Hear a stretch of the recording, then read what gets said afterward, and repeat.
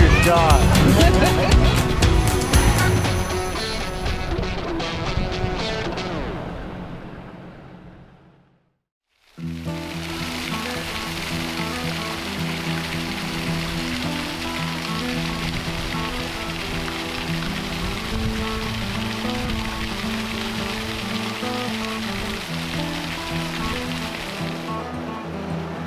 Welcome to day 5 of Overlanding the Northwest.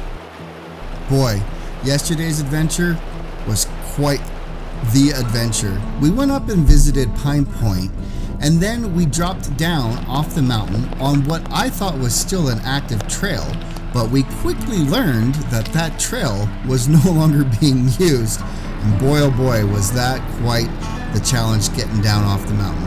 Anyways, we landed the night in Osborne, Idaho at a lovely RV park, and for today's adventure, we're going to head over to Wallace, Idaho and visit the Sierra Mine, and then make our way over to Avery, Idaho over the Moon Pass. But before we start today's adventure, let's do a quick recap. Our Overlanding the Northwest adventure started just outside of Sandpoint, Idaho, at the small town of Trestle Creek, Idaho, right here. From there, we took Forest Service Road 275, which took us up and over Lunch Peak, dropping us down into Lightning Creek drainage.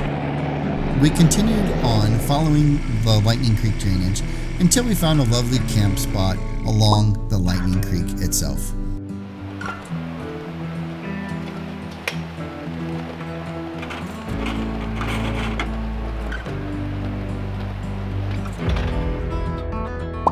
Day 2, we continued down the Lightning Creek drainage into Clark Fork, Idaho, where we staged a few of the vehicles. Then we all piled into one vehicle, which was a lot of fun, and we made our way up Spring Creek Road to the old Forest Service fish hatchery.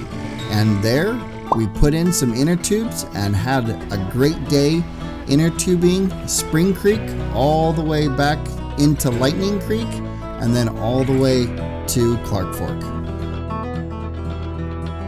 After having a nice relaxing day floating down the creeks, it was time to head to camp. And camp for day 2 was 5 miles south of Clark Fork, Idaho, on the start of the High Drive.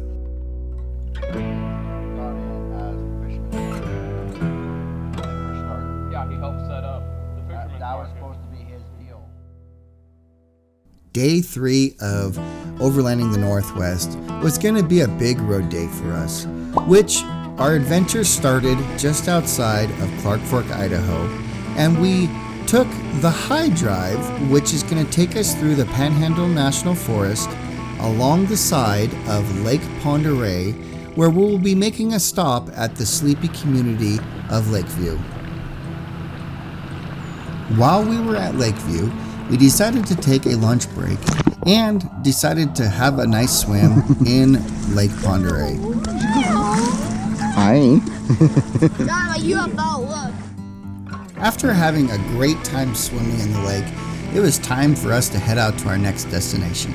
We continued down the High Drive until we found our turnoff, which was Forest Service Road 385. 385 led us to our next destination, which was Horsehaven Airstrip, which used to be a backup air base for Bayview during World War II. After having some fun playing around at Horsehaven, we continued to head southeast, following the creek drainages that led us to the Coeur d'Alene River. From there, we followed the Coeur d'Alene River all the way in to the interstate, where we will be traveling just a short distance over to Pinehurst, and just south of Pinehurst in the mountains is where we made camp for the evening.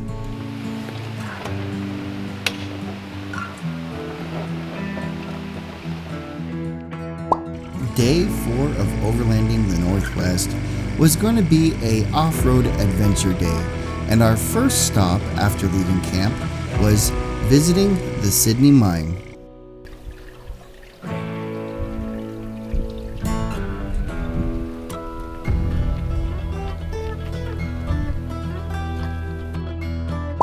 After exploring the Sydney Mill site, it was time for us to continue down the trail, and our next destination was the Denver Gulch area, where we will be checking out more of the Sydney Mine and its tunnels.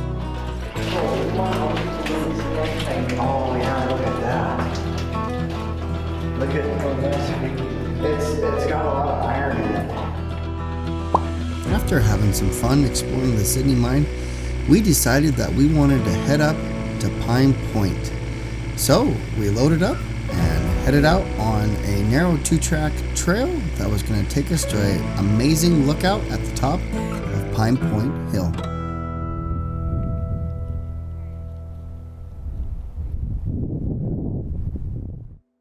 Man, always some amazing views at Pine Point.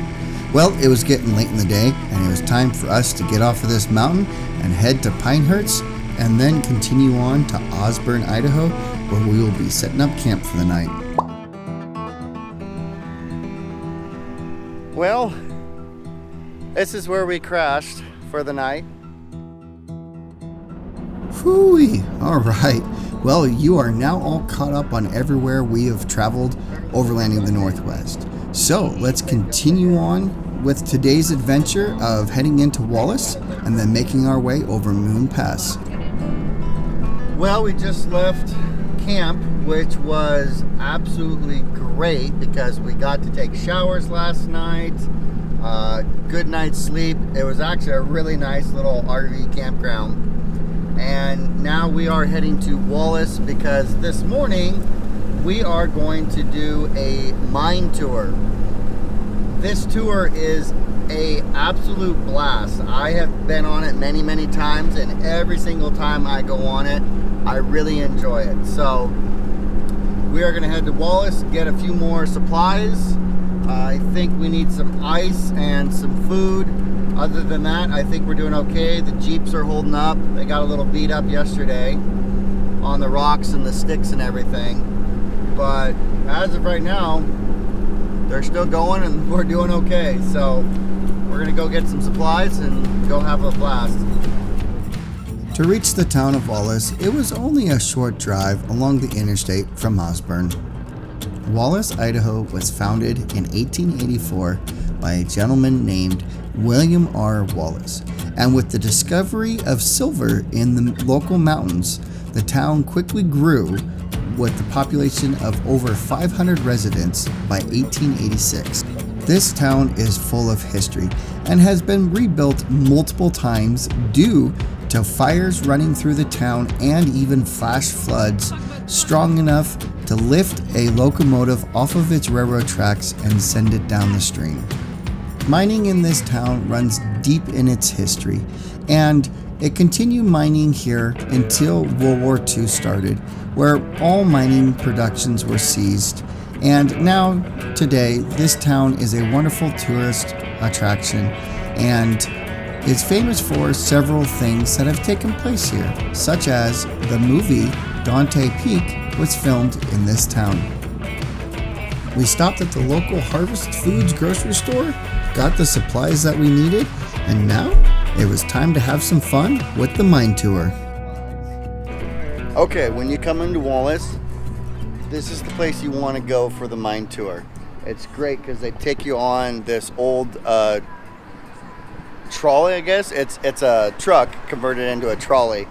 And so we're going to go in here and pay to go have our mine tour, and then we got to wait until they roll out, and then they'll take us up to the mine. So let's go on in and we'll get our tickets. Good music. Yeah. We acquired our tickets for the mine tour, and we got real lucky because a tour bus scheduled for that hour was canceled, so we got the mine tour all to ourselves. While we were waiting for the trolley to come pick us up, we walked around the shop checking out all the cool rocks and minerals that they had on display, and man, they had some really cool stuff. Nice.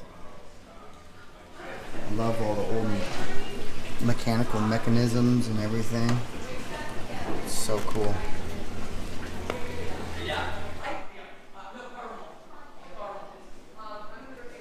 Okay. Come on in, guys. All right. Here we go. Once we were all loaded up, the trolley driver headed out around Wallace, giving us wonderful information about the town and its history as we made our way slowly to the mine. Gold rush lasted a couple of years, and several little towns sprout up. Wait till we back down and go. No, I'm kidding.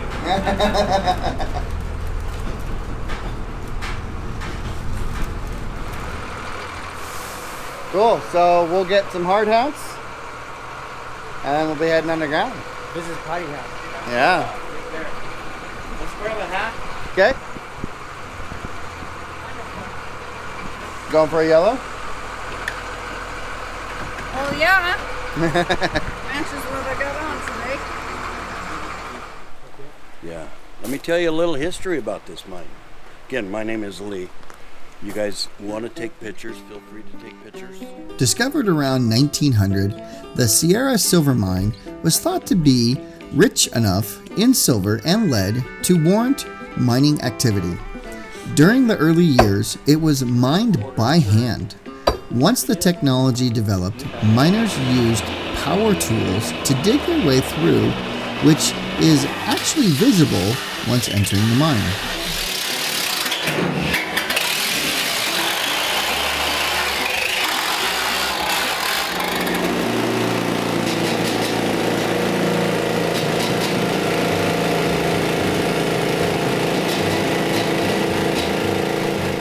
Get dark. Minimal ore was found despite showing the classic signs of large silver deposits. This caused the mine to pass through several hands. The new owners would see the signs of a rich mine only to yield minimal amounts, then sell the mine because it wasn't producing.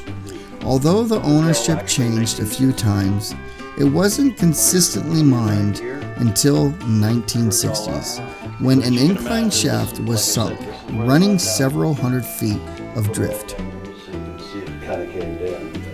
The showings failed to improve, and the mine remained idle until it was used as a lab site to teach local high school students mining skills. In 1982, a group of local business people formed the non-profit organization Sierra Silver Mine Tour, Inc. We're approaching here. This is one of the older parts of Wallace. Most of the buildings were built here around 1890, but some as recent as 1920. And the road we're on right now is once part of what was called the Yellowstone Trail, which is one of the first coast-to-coast maintained roads when the automobile was first introduced.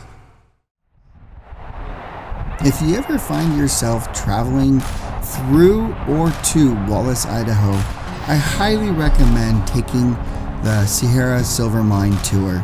The people are fantastic, and the gentleman that we had was just full of information, answered any questions that we had, and it really made for a great time. Once we got back from the tour, we went over to the Silver History Site just west of Wallace, where we will be meeting up with my good friend Chris Campbell and his family, and they will be joining us up and over Moon Pass into Avery, Idaho.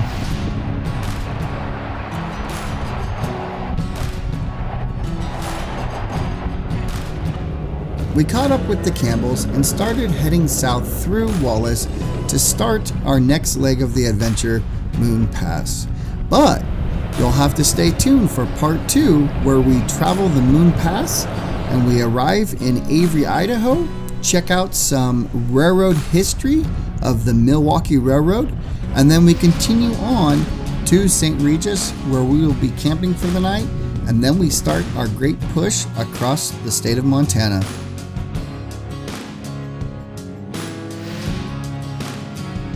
Thanks for watching, everybody. Don't forget to subscribe, hit that thumbs up, and until next time, We'll see you guys out on the trail.